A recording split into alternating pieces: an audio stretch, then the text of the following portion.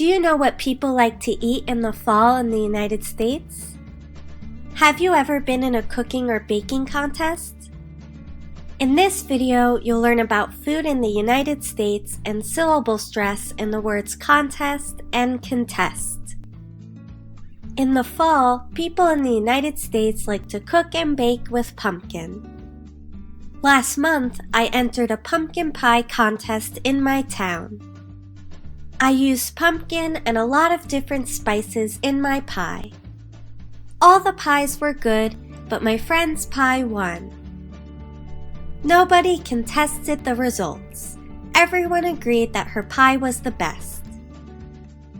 Here's the difference between contest and contest. Contest, with the first syllable stressed, is a noun. It means a competition. People in the United States like to watch baking contests on TV.